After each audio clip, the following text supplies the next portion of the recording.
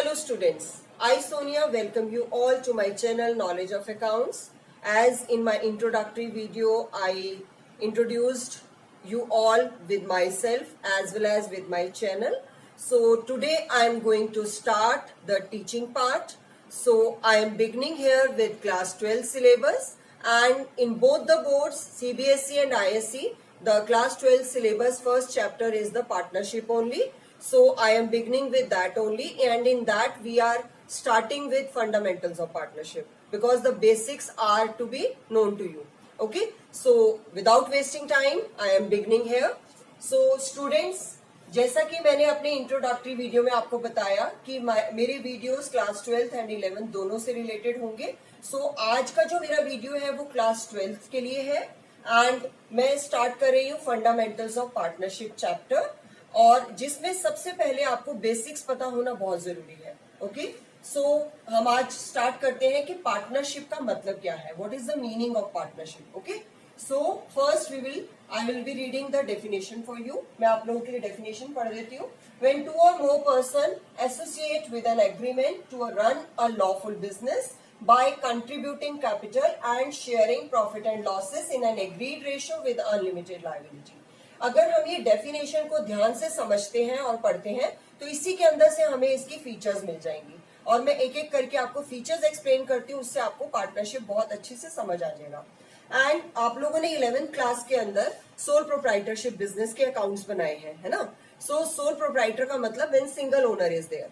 अब जब single person business को चलाने में उसको प्रॉब्लम आती है, या वो ऐसा सोचता है कि आई शुड बिगिन और स्टार्ट बिजनेस विद 2 और मोर पर्सन, सो उस बिजनेस को हम क्या बोल देते हैं, partnership. Okay, and it is under the partnership act 1932. सो पहले सबसे पहले इसमें 2 या 2 से ज्यादा लोग होना जरूरी है. Okay, single means sole proprietor. अब अगर 2 है या 2 से ज्यादा है तो हम उसको क्या बोलेंगे, पार्टनरशिप. सो फर्स्ट फीचर हमारी क्या है, 2 और मोर persons.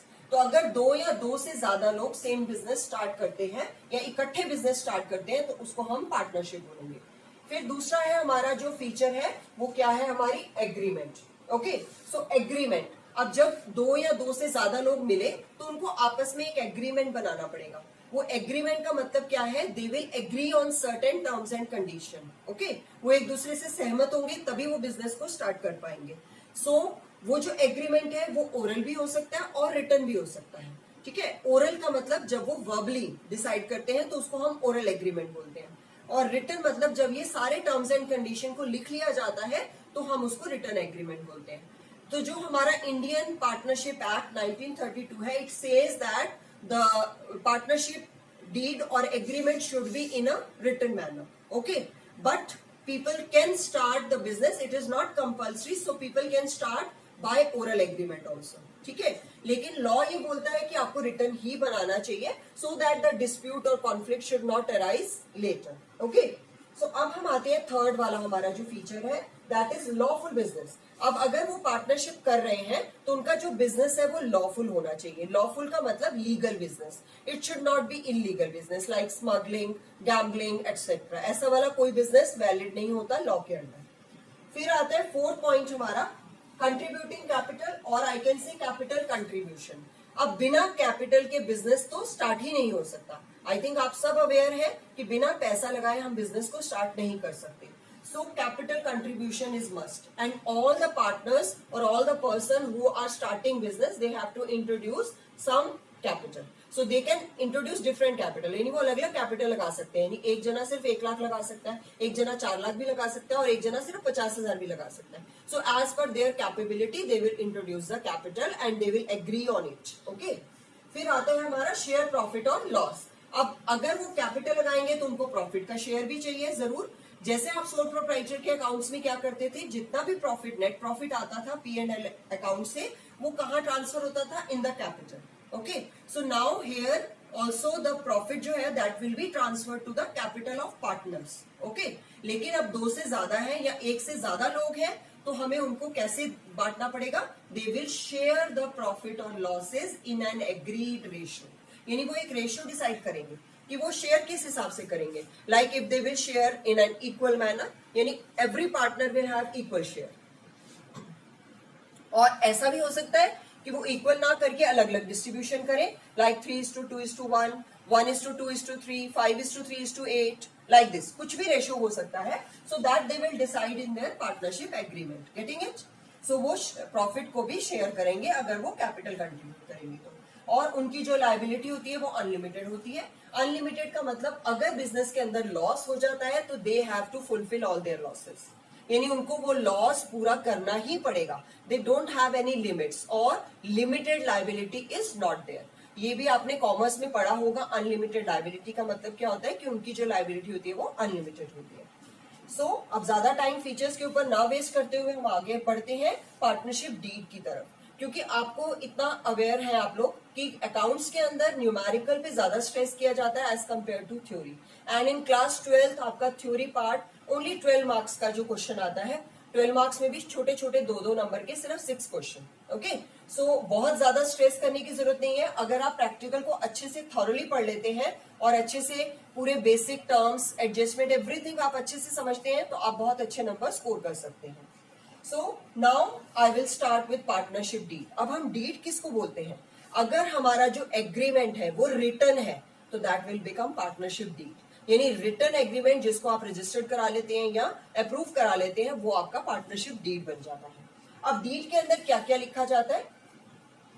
First is your name and address of partners, यानी उसमें जितने पार्टनर्स हैं उनके नाम, उनके एड्रेस, सब कुछ लिखा जाएगा. क्लियर है ना? या 4 है तो 4 के, 3 है तो 3, 5 है तो 5, लाइक दिस. फिर name and address of business, business का नाम भी लिखा जाएगा, बिजनेस का एड्रेस भी लिखा जाएगा कि कहां पर बिजनेस का ऑफिस होगा, मेन ऑफिस और एनीथिंग, वो सब कुछ उसमें मेंशन होगा. फिर आता है हमारा capital to be contributed by each partner. हर पार्टनर कितनी कैपिटल इंट्रोड्यूस करेगा. ठीक है, सो अगर एक पार्टनर ज्यादा लगाना चाहता है तो वो ज्यादा कैपिटल लगाएगा और जो कम लगाना चाहता है वो कम लगाएगा. एंड उसी के according they will write in their partnership deed. ठीक है, कि जितनी कौन कितनी लगा सकता है. Then is there profit sharing ratio. ये भी मैंने अभी आपको बताया कि profit sharing ratio is also there. तो वो रेशियो जो भी वो डिसाइड करेंगे उसी के अकॉर्डिंग वो प्रॉफिट को शेयर करेंगे. और नॉट ओनली प्रॉफिट, लॉस भी, है ना? क्योंकि प्रॉफिट शेयर करेंगे तो लॉस भी शेयर करना पड़ेगा. सो प्रॉफिट और loss will be shared in an agreed ratio. वो रेशियो कहां मेंशन होगी? डीड के अंदर. इसके बाद आती है हमारी salary commission to any partner. अगर कोई पार्टनर कुछ एक्स्ट्रा वर्क कर रहा है, कुछ एक्स्ट्रा सेल कर रहा है या कुछ एक्स्ट्रा इनिशिएटिव ले रहा है तो उसको कुछ सैलरी या कमीशन भी दी जा सकती है. Okay, it is you can say a term in the partnership deed. अगर वो ऐसा कोई टर्म लिखते हैं कि जो पार्टनर ज्यादा ये वाला काम करेगा उसको सैलरी दी जाएगी या उसको कमीशन दी जाएगी, that will be decided in partnership deed only. That will be written in that. इसके बाद आते हैं आपके terms of admission and retirement. अगर पार्टनर को, नए पार्टनर को एडमिट करना है तो क्या टर्म्स होंगे, और किसी पार्टनर को रिटायर करना है तो क्या टर्म्स होंगे. तो ये सारे टर्म्स भी किस में लिखे रहते हैं? In the deed only. Clear है?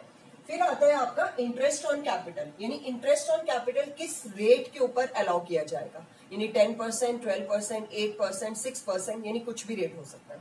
सो वो भी कहां लिखा जाएगा? In the deed only. Then आता है इंटरेस्ट ऑन ड्रॉइंग. अगर इंटरेस्ट कैपिटल पे अलाउ किया जाएगा तो ड्रॉइंग्स पे चार्ज भी किया जाएगा. तो वो जो चार्ज वाला होगा वो भी यहां लिखा जाएगा. Then only it will be charged. Okay. फिर आता है interest on loan to a partner और बाय द पार्टनर. कि अगर एक पार्टनर बिजनेस को लोन देता है या बिजनेस पार्टनर को लोन देता है, दोनों कंडीशंस में क्या इंटरेस्ट लगेगा, that will also be mentioned in the partnership deed. यहां मैंने 9 पॉइंट्स लिए हैं and they are the important ones. I will not say कि सिर्फ यही होते हैं, और भी बहुत सारे कंटेंट्स होते हैं इसके, लेकिन हम मेनली इन्हीं से डिस्कस करेंगे क्योंकि जो आपका न्यूमेरिकल पार्ट है इन्हीं से आगे बढ़ता है. I think it is clear.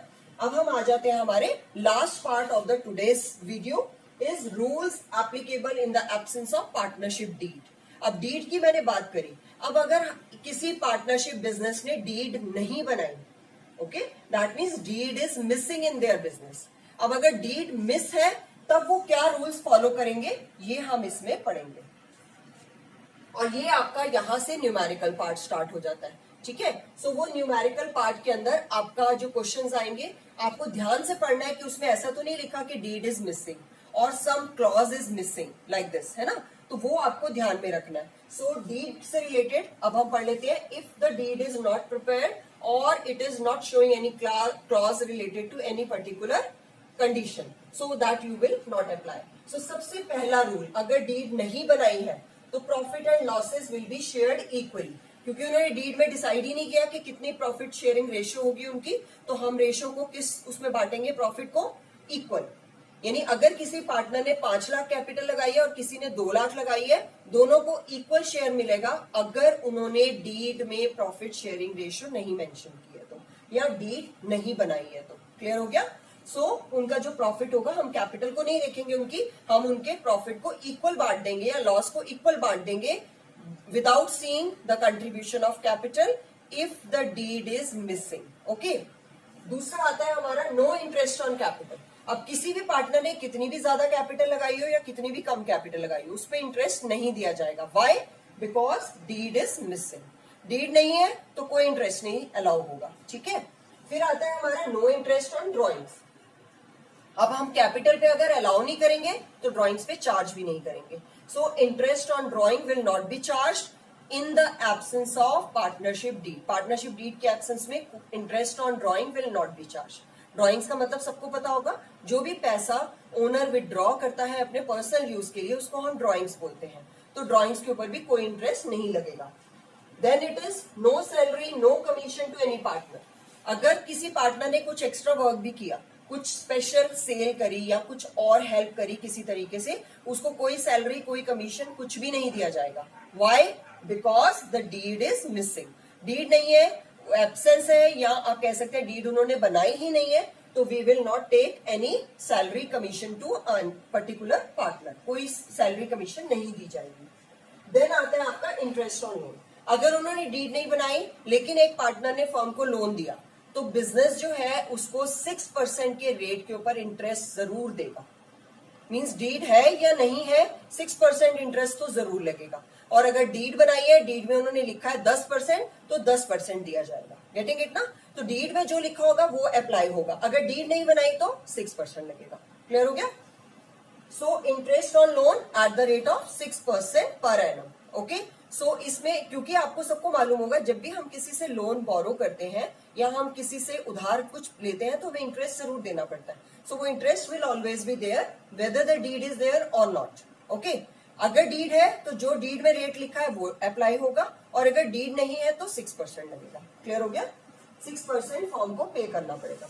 अब लास्ट आता है no new partner can be admitted और the existing partner can be retired. अगर आपने डीड नहीं बनाई तो आप किसी को एडमिट भी नहीं कर सकते और ना ही किसी को रिटायर कर सकते हैं.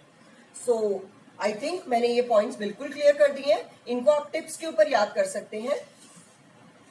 Profit and losses in the absence of deed, मैं सिर्फ बता रही हूँ क्योंकि न्यूमेरिकल पार्ट आपका यहीं से स्टार्ट है.